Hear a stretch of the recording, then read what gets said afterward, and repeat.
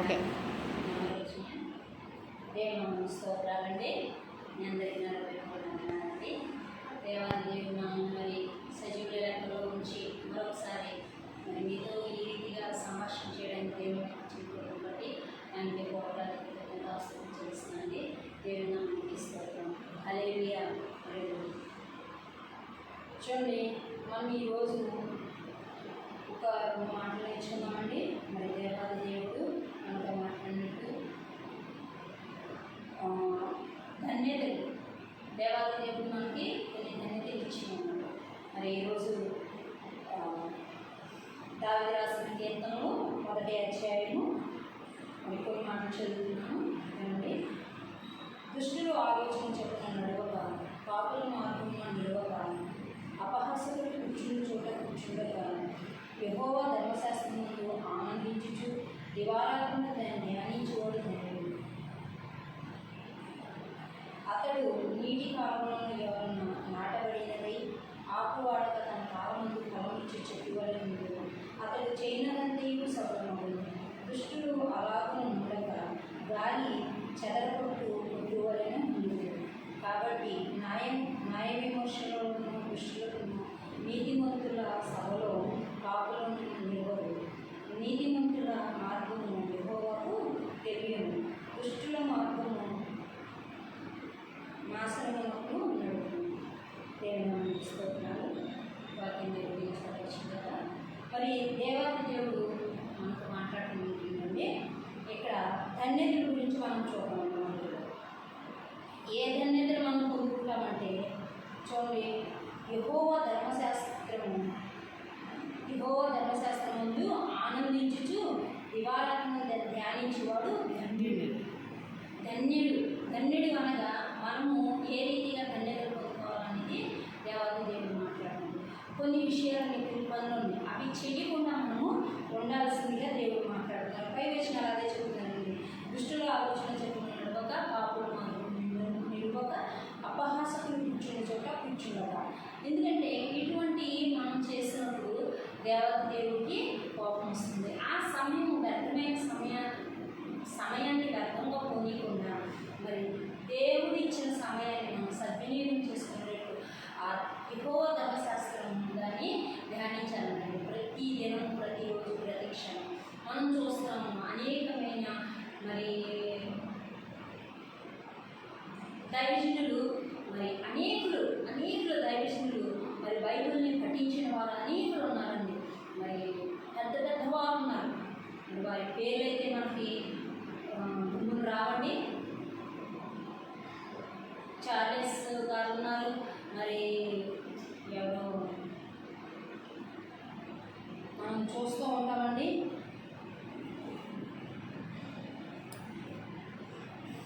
సరే అండి, ఇప్పుడు మరి చూద్దామండి.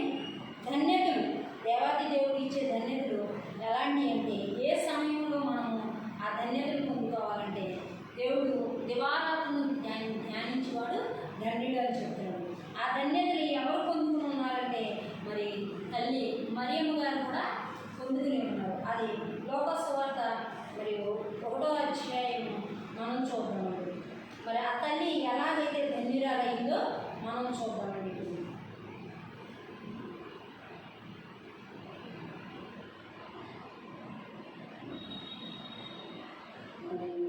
చూడండి, లోకాసు వార్త 1వ అధ్యాయం మరి 39వ వచనం నుంచి మరి ఎలా అనేకమైన మాటలు రాస్తున్నాయి.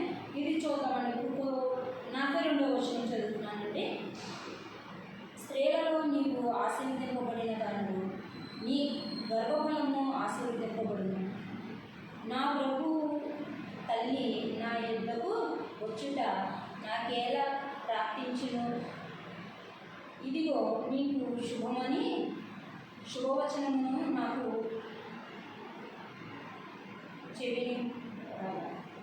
చెవిని పడక. చూడండి, ఎవరండి, ఎవరికెవరు చెప్తున్నారు? ఎలిజబెత్ గర్భవతిగా ఉంటుంది. అలాగే మరి మరియా తల్లి గర్భవతిగా ఉంది. అయితే మరి ఎలిజబెత్ దగ్గరికి ఎవరు వస్తారండి? మహా ధన్యురాలైన తల్లి మరియా తల్లి వస్తున్నారు. మరియా తల్లి వచ్చినప్పుడు ఆ శిశువు లోపల శిశువు కూడా గంతులు వేసినట్టు మనం చూస్తున్నామండి. ఎందుకు గంతులు వేస్తున్నానంటే ప్రభువు తల్లి నా దగ్గరికి రావడము, నన్ను చూడడానికి వచ్చిన తల్లికి ఎంతో వందనంగా అక్కడ ఏం చేస్తారంటే తల్లి గర్భంలోనే బిడ్డ గంతులు వేస్తున్నట్టు మనం చూస్తున్నామండి. ఇక్కడ ఎంతగా అంటే అప్పుడు ఆ తల్లి అంటే ఎంత సంతోషము ఆనందము ఉందంటే ఆ బిడ్డలకి ఇద్దరికి కూడా మరియ తల్లి కూడా ఏం చేస్తుంటే ఎలిజబెత్ మరియ తల్లి ఇద్దరు గర్భవతులై ఉన్నారు. ఒకరికొకరు వందనాలు చెప్పుకుంటున్నారు. ఎంత గొప్ప ధన్యతలు కలిగి ఉన్నారని ఇక్కడ 45వ వచనంలో చూద్దామండి.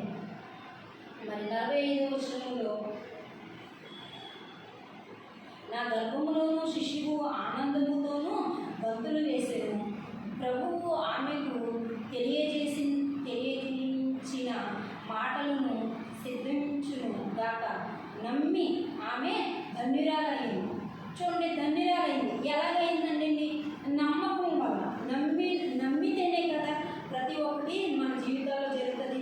అది నమ్మకం అనేది ఉండాలి. నమ్మకం, విశ్వాసం, దృఢమైన విశ్వాసం, నమ్మకం ఉంటే తప్పకుండా దేవుని కార్యాలు మనం చూస్తామండి. గొప్ప కార్యాలు మనము చూస్తాము.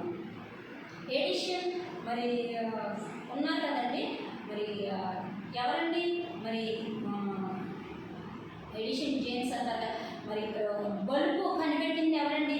మరి అలాంటి వారు బల్బు కనిపెట్టారంటే మరి ఆ రోజుల్లో బల్బు కనిపెట్టడానికి ఆయనకి ఏమైంది తెలుసండి? ఆయనకి జ్ఞానం లేదంటండి. చిన్నప్పుడు ఆ తల్లి మరి స్కూల్కి పంపించినప్పుడు టీచర్లు ఏం చేస్తారంటే ఆ తల్లి ఎంతగా బాధపడుతుందంటే తనకు చెప్పుకోలేని స్థితి అండి. ఎందుకంటే ఆ స్కూల్కి వెళ్ళినప్పుడు ఆ టీచర్ల దగ్గర తనకి ఏమాత్రం జ్ఞానం లేదని ఆ బిడ్డని ఏం చేస్తారంటే ఒక ఉత్తరం రాసేసి టీచర్ గారు ఆ కుమారుడికి ఇచ్చేసి మీ అమ్మకి ఉత్తరం ఇవ్వు, మీ అమ్మ చదువుకొని మీ అమ్మకి అర్థమవుతుందని చెప్తుంది. తల్లి ఇంటికి వచ్చిన తర్వాత కుమారుడు ఏదో నా గురించి మంచిగా రాసి ఉంటుంది, మా టీచర్ గారు చాలా బాగా చెప్పుకుంటారని చెప్పేసి ఏం చేస్తారంటే అది తీసుకెళ్ళి తల్లికి ఇచ్చినప్పుడు ఆ తల్లి చూసి ఎంతగా బాధించబడి ఎంతగా దుఃఖంతో ఉంటుందో తెలిసింది. ఆ ఉత్తరంలో ఏం రాసిందో తెలిసింది, నీ కుమారుడికి జ్ఞానం లేదు, ఇంకా చదువు వేస్ట్, చదువుకుంటే చదువు అనేది బిడ్డకి అవ్వదు, మీరు తీసుకెళ్ళిపోయి ఏ స్కూల్కి పంపించదు, ఎక్కడికి పంపించదు, బిడ్డని ఇంట్లో ఉంచడం అంటే తనకి ఏమీ తెలియదు అని స్టాంప్ వేసేసినట్టు తనకి స్టాంప్ వేసేసి పంపించేసిందండి తల్లికి. ఆ తల్లికి ఆ ఉత్తరం పంపించినప్పుడు ఆ తల్లి చూసి ఎంత మున్నీరైపోయి ఉంటుంది, ఎంత బాధపడి ఉంటుందండి.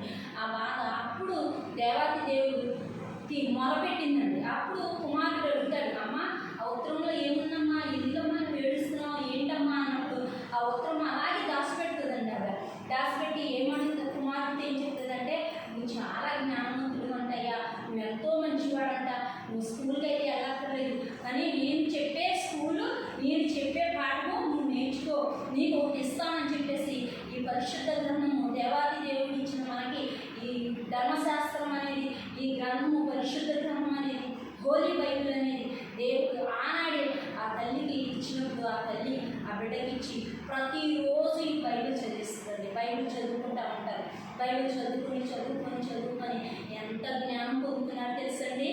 ఆయన ఈరోజు మనము ఈ కరెంట్ కానీ ఈ లైట్లు కానీ ఇవన్నీ కానీ మనం చూస్తున్నామంటే మనము మరి ఈరోజు వెలుగులో ఉన్నామంటే చీకటి వెలుగుగా మారుతుంది. అంటే అలనాడు ఇశ్రాయేలు జనాంగాన్ని దేవాతి దేవుడిని నడిపించినప్పుడు ఏం కలిగిందండి? వారు చీకట్లో వెళ్ళినప్పుడు అగ్నిస్తంభం ఉంటుంది, మరి ఎండవేళలోనేమో మేఘస్తంభం ఉంటుంది.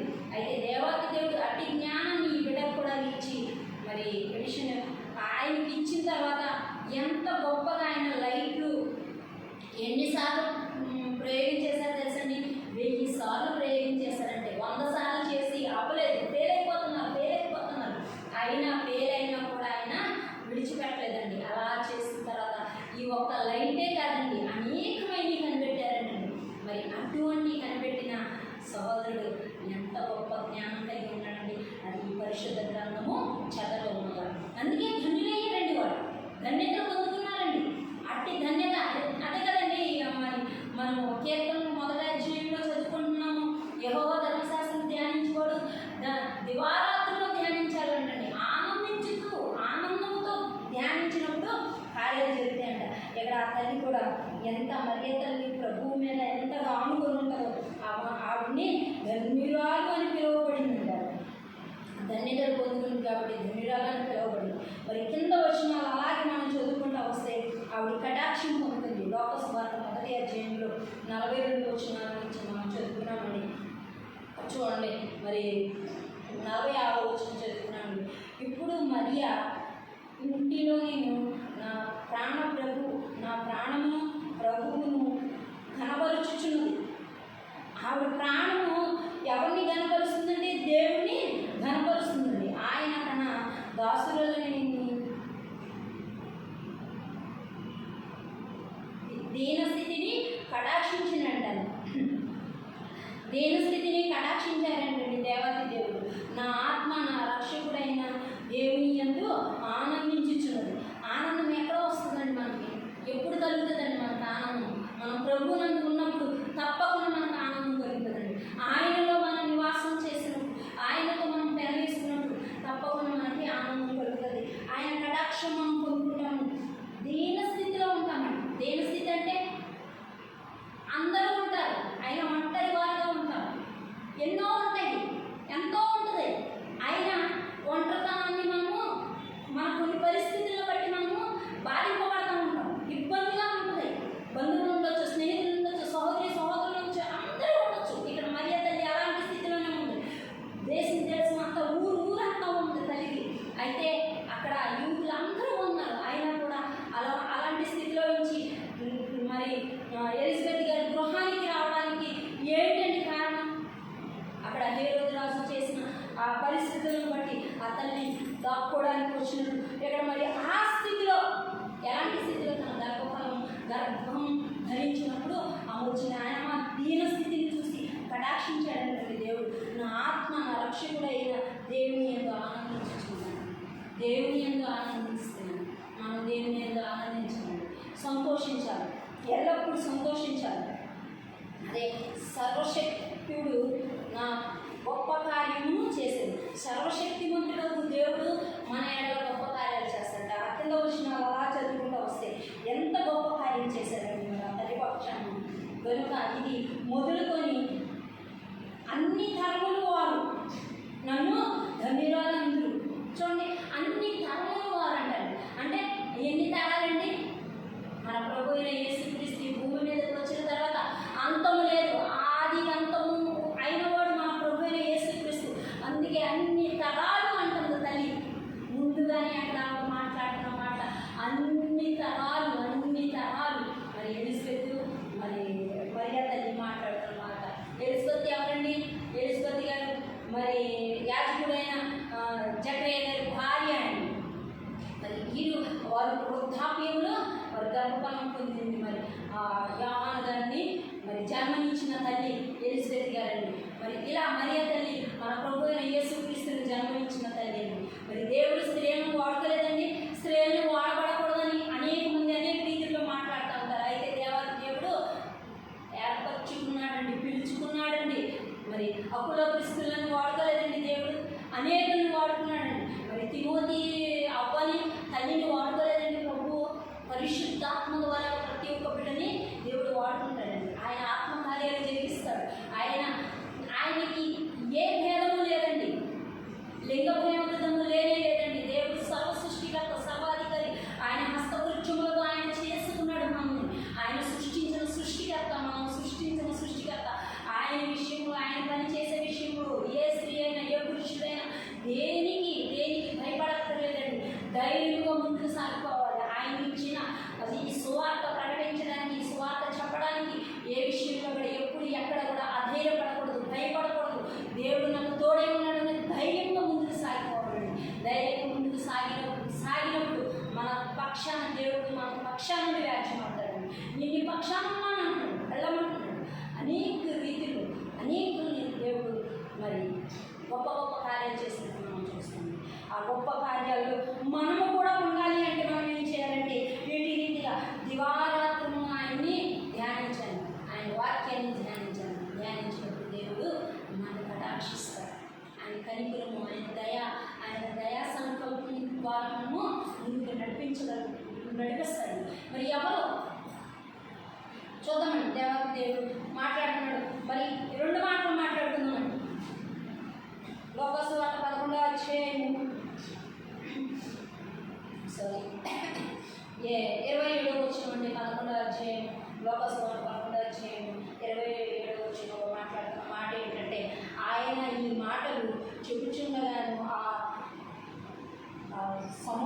సమూహంలో ఉన్న యొక్క స్త్రీ ఆయనను చూచి, నిన్ను మోసిన గర్భమును నీవు కుడిచిన స్థానములను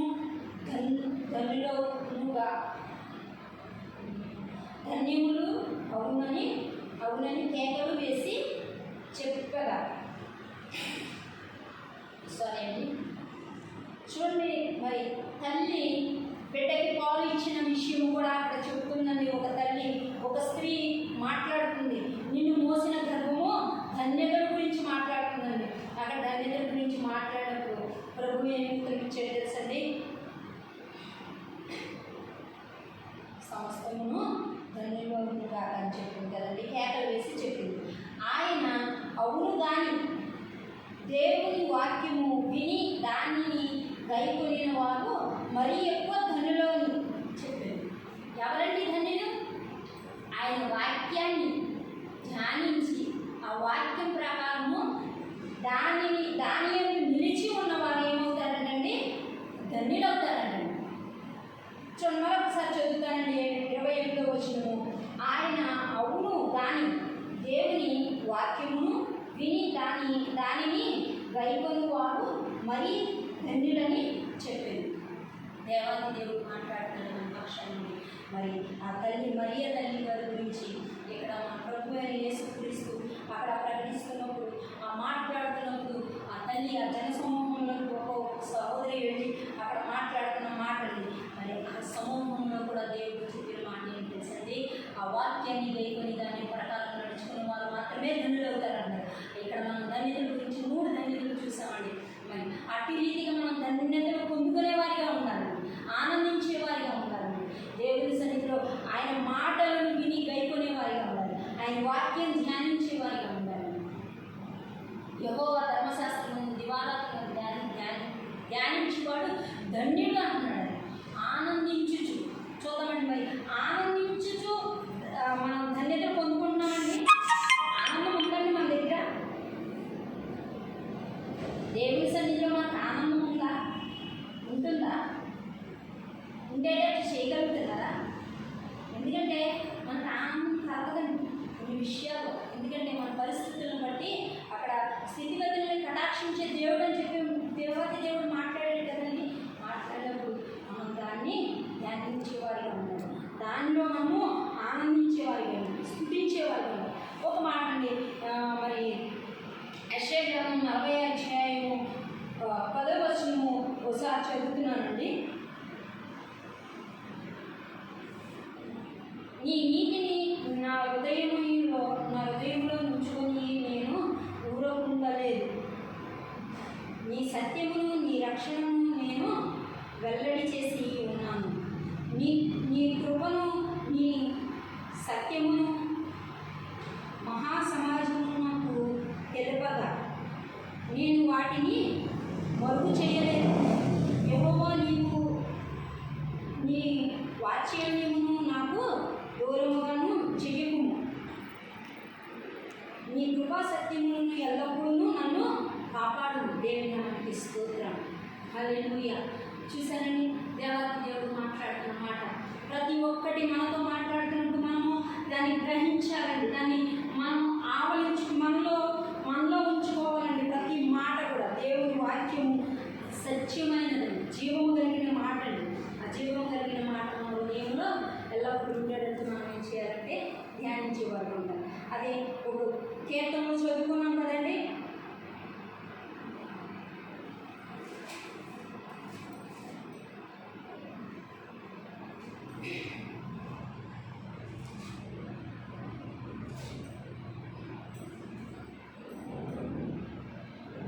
క్షమించాలి, నేను చదివింది కీర్తనలో 40వ అధ్యాయము, యెషయా గ్రంథం కాదండి, క్షమించాలి. కీర్తనలో 40వ అధ్యాయము 10వ వచనము నుంచి 11వ వచనం వరకు నేను చదివాను. నీ నీతిని నా హృదయంలోను ఉంచుకొని నేను ఊరకుండలేదు. నీ సత్యమును నీ రక్షణను నేను వెల్లడి చేసి ఉన్నాను. నీ కృపను నీ సత్యమును సమాజమునకును తెలుపగా నేను వాటిని మరుగు చేయలేదు. యెహోవా నీవు నీ వాత్సల్యమును నాకు దూరము చెయ్యవు అండి. నీ కృప సత్యములనే ఎల్లప్పుడూ ఎప్పుడు నన్ను కాపాడును. దేవునికి స్తోత్రం. నీ కృపా సత్యముని ఎప్పుడు నన్ను కాపాడును అంటాడు. అవునండి, మన వాక్యం అనేది దేవుని ధర్మశాస్త్రం అనేది పై వచనాలు అనేకమైన ఉండండి. ఆయన ఆశ్చర్యకార్యాల గురించి ఆయన చేసిన ప్రతి ఒక్కటి దేవాది దేవుడి ఇక్కడ దావీదు గారితో మాట్లాడిన ప్రతి మాట మనతో మాట్లాడుతున్నారు. మరి మనం కీర్తనలు 40 అధ్యాయం 10 వచనం 11 వచనం చదివామండి మేడం. కడతానే